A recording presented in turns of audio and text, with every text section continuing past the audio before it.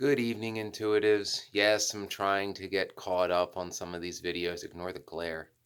It's just over the microphone. It's witchy. It's magical. I talk into the light. But thank you, everybody who decided to subscribe. And I will implore you once again to watch my older videos, not just the last 10. Go back to the real old ones. There's some good stuff in there. Come on. Need the views. And there's good stuff, and these build on each other. You want to watch them. I put them in folders. Whether if you're an INFJ video watcher, there's an INFJ folder, there's an ENFJ folder, there's a narcissism folder, there's a narcissistic tactics folder, there's a witchcraft folder. Not many people like them, but nonetheless, they're all there. So go through them, see what appeals to you. Not that these rings are enchanted or anything. They are, but that's beside the point.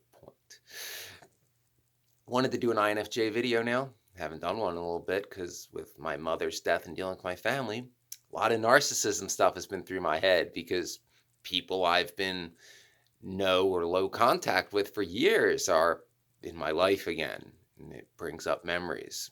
So, been focused on that lately, and they've been doing pretty good view-wise, especially that one where the algorithm was like, we'll throw this guy a bone. Clearly, the last 2+ years of his life has been a nonstop ass kicking, so we'll give him just this little thing, which made me feel good for a day or two. I got scared because last time I was really, really happy, which was months ago, something really, really bad and messed up followed. So I'm scared.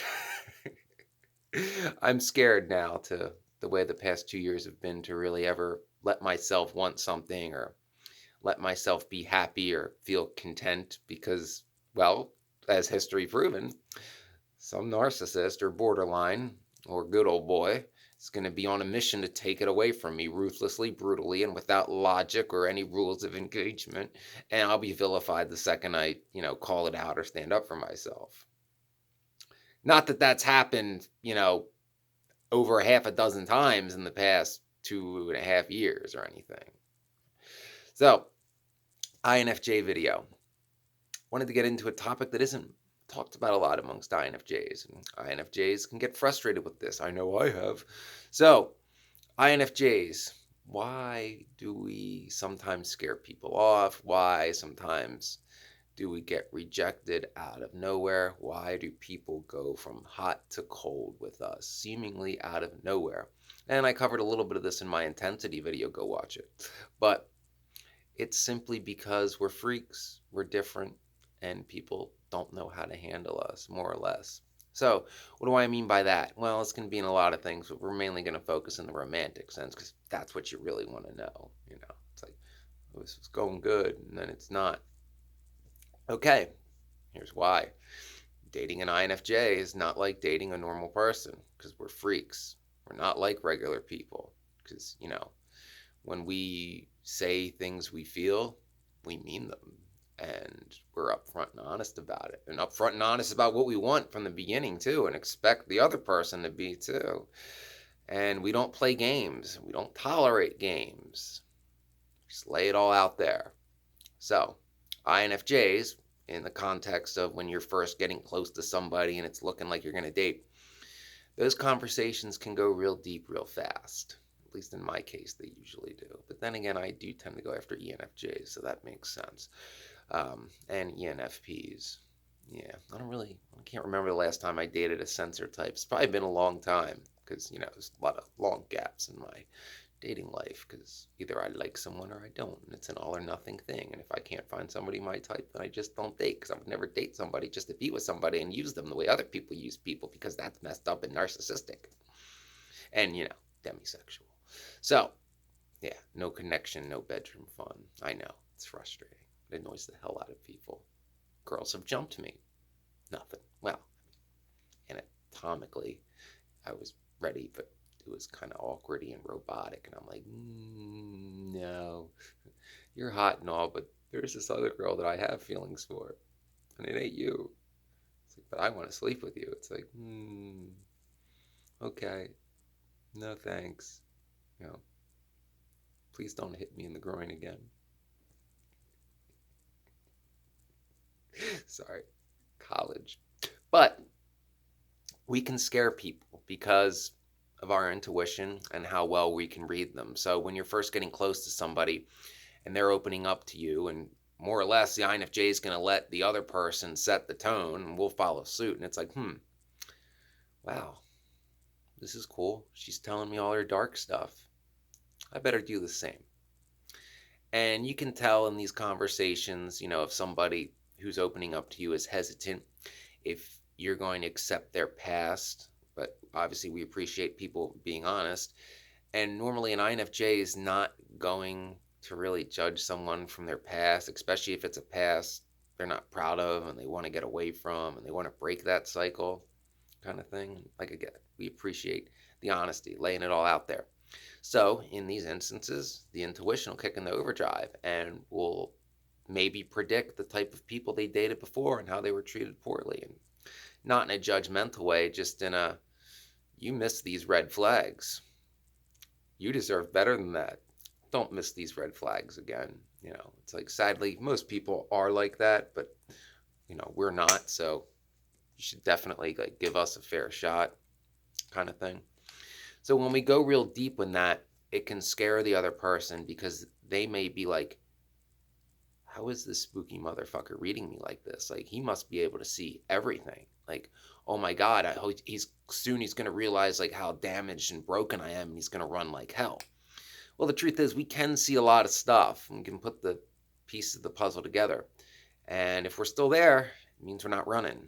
It means that we see potential there and we understand and know that everybody has flaws and regrets, and that doesn't necessarily send us running for the hills unless it's, something real bad, or if it's a bunch of stuff and they try to hide it because we can always see through them. But pretty much, if you're getting close to an INFJ and the INFJ is reading you intuitively, and you're being honest about your past and your regrets, and the INFJ is making comments on it and showing you genuine empathy for having to go through those things, it's not going to send us running for the hills. In fact, it's probably a good sign that if you say something to an INFJ about your past, about if you were mistreated or sexually assaulted or especially raped or anything like that, the INFJ gets mad. That means they really care about you. Yes, I know. It doesn't really, well, it does make sense, because it's like, I care about you. Somebody hurt you. Now I want to hurt them, kind of thing. So that's actually a good sign. They're not judging you or seeing you as broken or, holding you responsible for things that aren't your fault. They have genuine empathy and, at this point, a connection with you. So therefore, them learning that you had to go through experiences like that are going to enrage them. And INFJs are weird. So even if we're getting close to somebody and we find out something really bad happened to them 5 years ago before we met them, it's going to make us mad. And it's going to make us feel a little guilty, like somehow, some way, I should have been able to prevent that. And it's an INFJ thing. It's weird as shit, but we do think like that. So that's one way in which we can scare people off. Also, a lot of times people think we're too good to be true. I know, as weird and eccentric and spooky as we are, a lot of people, like some of our qualities, probably because of their rarity, or it's like, ooh, finally something different. I don't fucking know. But anyway, they think it can't be real, or the way we're acting is some kind of act. And sooner or later, the mask is going to come off and we'll be the standard, you'll get bitches in bed, bro, kind of thing. But no, we're being authentic, for better or worse, because there will be awkwardness when an INFJ is opening up. But yeah, no, that's who we really are. And it can be hard for some people to, believe that the INFJ is being genuine. You know how many girls over the years did not believe me when I tried to say to them that I was a demisexual and my number of sexual partners was a single digit number? Like, the looks I got, especially when they're like, wait a minute, you used to be a Kenneth Cole model. There's no fucking way that number's that low. Oh, it is, and it is that low. Again, demisexual. Some of those relationships did last years, and I don't take advantage of people. So in that sense, it's another way, people may err on the side of caution, thinking that this person must be lying because most people are scumbags. Therefore, this person must be a scumbag. So they're just pretending to be this person who's different. But no, we're not. Also, our sense of truth can scare people off because we'll be brutally honest about ourselves. We'll let our flaws be known. We'll make self deprecating humor. Sometimes we can be too raw, too real, too fast. But again, we like to throw it all out there about who we are. It's like, this is who I am. And this is what I want. You know, if you want a real connection or not, because if you don't waste my time. And people should respect that. They don't always do that, though. Occasionally, you might get someone who, tells you for a while, like, oh, yeah, yeah, we should go out and I want something real and I'm tired of guys who just want to get laid. And then they get you to open up just to hurt you. Yeah, it's kind of mean. It's like, well, you weren't going to give it a fair shot. You could have at least let me keep my secrets because I don't like to give them out. But, and that's something INFJs have to watch out for. That's my little side note. But when forming that connection with somebody, our all or nothing syndrome can kick in and we could be like, yep, this is what I'm looking for. And we don't find too many of these. This is the INFJ going, all right, I'm gonna lay it all on the line. Just go for it. All or nothing. That can scare people too, because a lot of people want to do the like, you're flirting, then you're casual and all that. And INFJ is like, oh, wait a minute. We discussed about what we're both looking for. The connection's clearly there. We're what each other's looking for. Like, I don't care what everybody else does. If you're good, I'm good. Let's go real deep, real quick, and the hell with what anybody says. That's us. That's not most people. And that can scare people as well. Some people are scared of connections that go too deep too fast for similar reasons I mentioned before, because they can be afraid, ooh, if I let my guard down and really let myself care for this INFJ, that they're going to realize that I wasn't such a good person at one time, and they're going to run like hell because clearly they got high standards and they're very picky, and we are. But we're very intuitive and we can read people for who they really are. Maybe they have trouble expressing that person they really are, and they're not proud of the things they've done to survive bad situations, but they don't know we do that. So that could scare them off too. Um, yeah, fatal, things like that. Just being too real. Other people sometimes can be scared off by INFJs because they think we're too good and that will run. That's the common theme. But run for, which reason? Oh, and some people that they equate demisexuality with prudeness, and I did a video. That's not the case. It has nothing to do with what. It has to do with who. I mean, demisexual can do, everything and more that a non-demisexual can do in the bedroom. It's just a matter of who with. It's not a matter of what you do. It's who with. But when we have that connection, you know, it's soulful and spiritual and magical. Yeah, you dig? All right. So it can be frustrating as the INFJ, wondering like, well, because let's face it, we're INFJs, so the other person is probably going to pursue us. And we'll be like, well, wait a minute. All I did was give this person exactly what they told me they wanted all this time. Why? Why are they running? And, it's for those reasons. There's probably some others that I can't think of off the top of my head. Just know INFJs, just continue to be authentic. Someone who appreciates your authenticity will probably come along. I'm probably not the best person to say that because, 35 and single. So, okay, let's just say people believe that. I want to believe, but you never know. So, do not try to pretend to be someone that you're not. If somebody goes from hot to cold with you, obviously try to figure out why and just continue to be your authentic self. Perhaps if they do think that it is a ruse, they'll realize that, well, they must be being authentic now because no one can, keep up a lie like that long. And sometimes that works out that way, or, sometimes it doesn't. Sometimes third parties are factors and ain't nothing you can do. I don't know if you might be able to do something about it, but it has nothing to do with you being an INFJ and, our spooky intuition and our going too deep too fast or our all or nothing syndrome. But yeah, know that for those of you that are watching that aren't INFJs, the INFJ is going to be straight up with you. So be straight up with the INFJ. We are going to straight up tell you what we're looking for. And either that's what you want or it isn't. but be honest about it. That's really it. If you don't want to go too deep with the INFJ, don't set the tone of the conversation too deep. We will follow suit. And don't be worried if you think an INFJ likes you. I did a video about that too. Go watch it. If you think an INFJ is into you, especially if they're being, physically affectionate in public and they don't care who sees, yes, they're very much into you.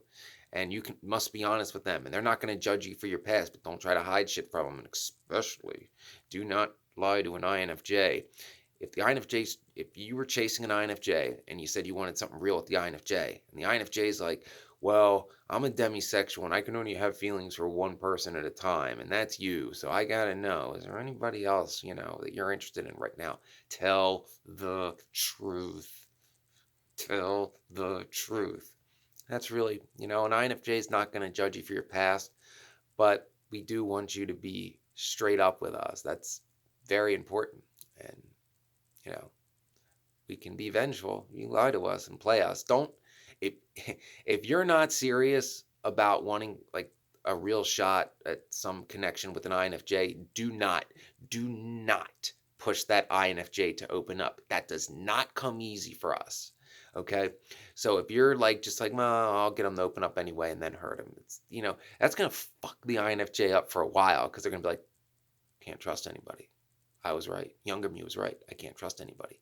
People want to know my secrets just to use them against me. People fear, like my intuition, and they just want to discredit me so they can continue to use and abuse people without having to worry about me calling them out.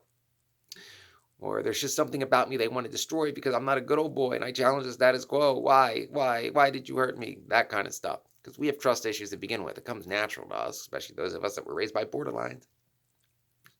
So, if you're getting an INFJ to open up, understand that that's a big deal. An INFJ opening up is like taking a sensor to bed. Well, no, bad example. Yeah, bad example. Yeah, an INFJ opening up is like way more of a big deal than a sensor going to bed with somebody. We don't do it on a whim. We're very, very picky of who we open up to. So know, if we do open up to you, that we're not going to be judgmental because we're opening up to you and letting you know our secrets. That means we're really into you, and we really appreciate your honesty with us, because honesty's hot. And we're like, well, we better tell them all our fucked up shit and get it all on the table because something real's here. See? But again, it can be scary sometimes. Don't try to date an INFJ if you don't want something real. INFJ is always going to want something real. We're not the fling type. We're not the one night stand type.